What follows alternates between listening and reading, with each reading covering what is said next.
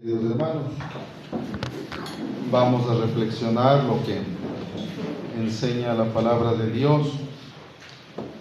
Primero, esta fiesta de la Ascensión es muy importante en la iglesia, ya que Cristo no solo vence a la muerte resucitando glorioso, sino también con ese poder y gloria sube al cielo.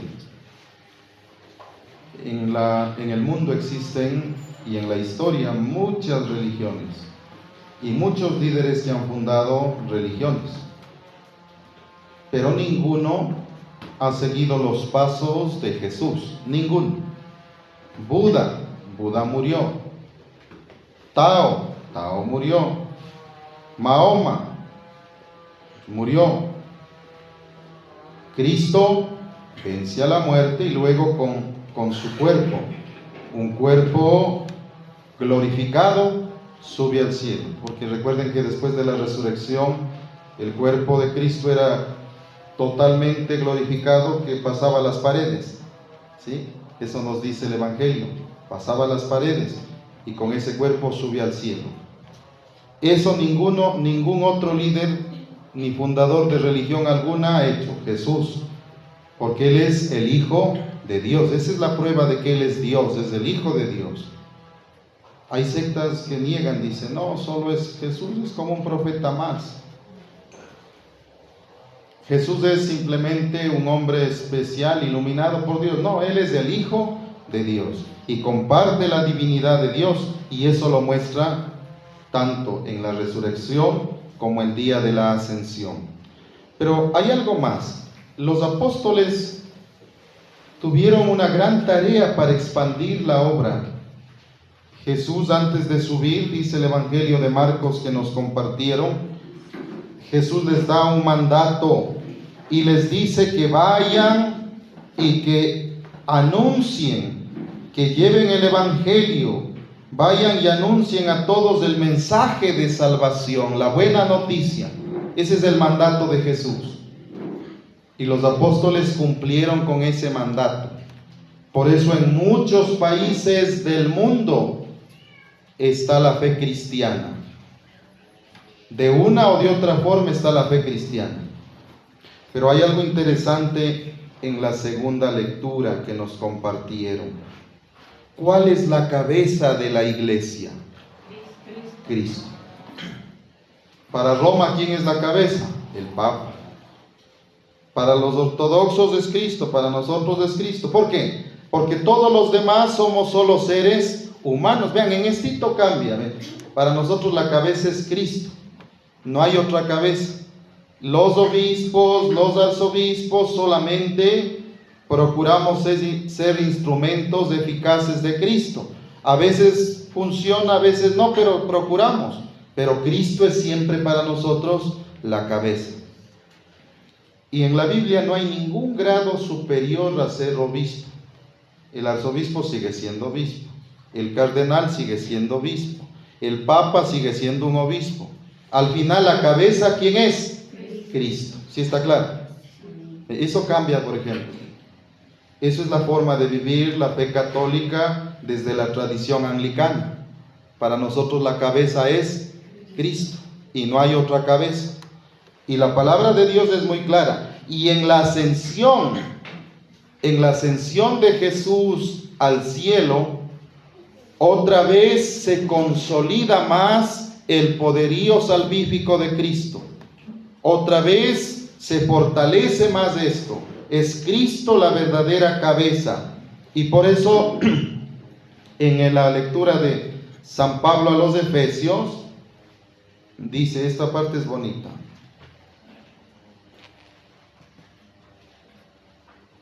Dice, este poder es el mismo poder que Dios mostró con tanta fuerza y potencia cuando Cristo resucitó. Es el mismo poder con el que Él subió ahora glorioso al cielo. ¿Sí? Dice, y cuando subió Cristo lo hizo sentar a su derecha. En el credo decimos, está a la derecha del Padre. Ahora, hay una realidad. En lo espiritual es relativo, derecha o izquierda. pero al decir derecha está diciendo que esté en un lugar privilegiado. No es que va a estar Cristo ahí sentadote a la derecha, no. Es solo para decir que esté en un lugar especial, ¿sí me entienden? La palabra diestra, derecha es un lugar especial, privilegiado. Entonces dice, está sentado a la derecha. Eso se cumplió en Cristo. Él sube y va glorioso a la presencia de Dios. Luego, Él está por encima de todo poder, autoridad y dominio, y por encima de todo lo que existe. Esto es algo importante también. Hay muchas personas que quieren exaltarse a sí mismas, quieren exaltar su ego personal, predicadores, sacerdotes, quieren ellos. Nosotros sabemos que todo lo que logramos es para la honra y la gloria de Dios, de Cristo. Él está por encima de todo. Inclusive nosotros siempre en la iglesia enseña, todo lo bonito que hay aquí es para exaltar la honra y la gloria de Dios. Y ahora tuvimos bastantes flores que nos donaron. Miren, porque a veces no hay ni flores y hay personas ni dicen ni preguntan ustedes, ¿será de traer un par de flores? Sí, siempre todo lo más bonito porque es para exaltar la honra y la gloria de Dios. Y la iglesia ha sido sabia, porque incluso hasta las vestiduras son bonitas para la gloria de Dios. Y cuando nosotros como iglesia caminamos, siempre estamos mirando a Cristo. Él es el horizonte de nuestra fe. Si una iglesia empieza a decir que no, la cabeza es otro y no Cristo, ya está cometiendo un grave error. Ya está cometiendo un grave sacrilegio. Por eso siempre el tema de nosotros es, para nosotros la cabeza es Cristo, de ahí partimos. Nos podemos acercar a cualquier otro líder religioso, no hay problema. Pero siempre y cuando ustedes digan la cabeza. Si me dicen que hay un ser humano que es la cabeza, ya me está mintiendo, porque la palabra de Dios dice que Él es la cabeza. Y Pablo mismo dice, Él es la piedra angular. Él es la piedra angular, Cristo. Y cuando Cristo es llevado al cielo, cuando Cristo sube al cielo con poder y gran gloria, los apóstoles dan testimonio de esto. Ellos miran. Dice que unos ángeles se les aparecieron. ¿Qué les dijeron? Galileos, ¿por qué están ahí mirando? Ese Cristo volverá, porque ahí es otra promesa. Cristo subió, pero un día va a volver. Hay personas que dicen, ¿y será verdad que algún día vuelve Cristo? Dice que a nadie le está permitido conocer, solo Dios sabe el tiempo, pero las promesas de Dios se cumplen. Las promesas de Dios se cumplen. Para nosotros parece que es lejano todo porque somos frágiles. Nuestra vida es máximo de 90, 100 años, el que vive más. O bueno, 120 para ser generosos, ¿verdad? Pero en cambio, puede ser, si no es hoy, en miles de años, o puede ser mañana. Pues solo Dios sabe, ¿sí está claro? ¿Y qué gano yo queriendo conocer los misterios si Dios sabe el tiempo perfecto en que van a suceder todas las cosas? Miren, cuando Dios había prometido enviar un Salvador, la gente hasta pensaba que nunca iba a llegar. Y por eso cuando llegó Cristo no lo reconocieron, porque ellos se habían hecho una imagen a su propia idea del Salvador. Hasta hoy el pueblo judío no ha aceptado a Cristo como su Mesías, como su Salvador, porque ellos pensaban en un caudillo que venía con armas, un caudillo militar que venía a hacer guerra para restaurar la soberanía de Israel, como nos dice la palabra de Dios mismo. Pero Cristo vino a restaurar de una manera espiritual, vino como un caudillo que viene a liberar espiritualmente al pueblo. Esa es la liberación más grande, pues. La otra liberación como quiera, pero la liberación espiritual es la que trajo Cristo. Y la espiritual también nos lleva a la otra libertad, a la libertad de vivir como verdaderos hijos de Dios. Y por eso en el Evangelio de Marcos dice, nos narra de que después de que Jesús hubo resucitado, se apareció primero a María Magdalena, dice, nuevamente nos narra la aparición. Dice, de ella había expulsado 7 demonios. Esto también es interesante. Cristo se aparece primero a María Magdalena, de quien había expulsado 7 demonios. El número 7 es un número cabalístico, que significa perfección. Y entonces se aparece a ella porque ella estaba bien liberada. Salieron 7, salieron todos los demonios que tenían que salir de ella. Miren, y se apareció a ella. Para poder tener esa cercanía con Dios, hay que estar liberados. Pedirle al Señor que saque todos los demonios de nosotros. Algunos van a decir, yo no tengo demonios, quizá espirituales, pero hay un montón de defectos. Necesitamos liberarnos de todo eso para tener esa cercanía con el Señor. Y cuando Jesús se acerca a María Magdalena, ¿sí?, ella puede ser testiga presencial del poder con que Cristo había resucitado. Y ella lleva la buena noticia a los demás que estaban tristes. Pero no fue la única aparición. Jesús se apareció muchas veces hasta el día en que finalmente subió al cielo. ¿Sí? Y por eso nos dice la parte final del Evangelio de Marcos. Dice, después de hablarles, el Señor Jesús fue levantado al cielo y se sentó a la derecha de Dios. Miren cómo tiene coherencia el Evangelio de Marcos con la lectura de San Pablo a los Efesios, que dice que Él está a la derecha del Padre. La palabra de Dios corrobora que Cristo subió y fue a la presencia de Dios. Por eso cuando usted reza el credo y dice está a la derecha del Padre, ya sabe de dónde salió. Salió de la palabra de Dios, salió de la Biblia. Y ellos salieron a anunciar el mensaje. La iglesia está en muchos lugares. Ahora, otro error. Muchos piensan que la iglesia de Roma está en todas partes, porque aquí en el Ecuador es mayoritaria. Hay muchos países donde no hay Roma, pero está la fe católica desde otras expresiones. ¿Sí está claro? Si no, vayan a Turquía, ahí no hay Roma, pero hay la fe católica y está la iglesia ortodoxa. En Jerusalén, la mayor parte de lugares santos están custodiados por monjes de diferentes ritos de las iglesias orientales. Una pequeña parte tiene Roma, la mayoría son ritos ortodoxos. Entonces, pero la fe sí se expandió. Y hay una cosa que es interesante cuando se estudia la historia. Pasaron casi 500 años de que no se sabía nada de las semillas que sembró cada apóstol en lugares diferentes. 500 años.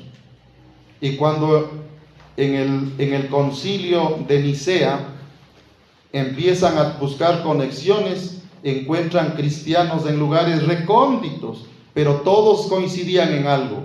Tenían la misma fe, los ritos no exactamente iguales, pero esencialmente los mismos. Vean, el bautismo, la comunión y los ritos sacramentales, los otros 5 ritos o los 5 sacramentos menores.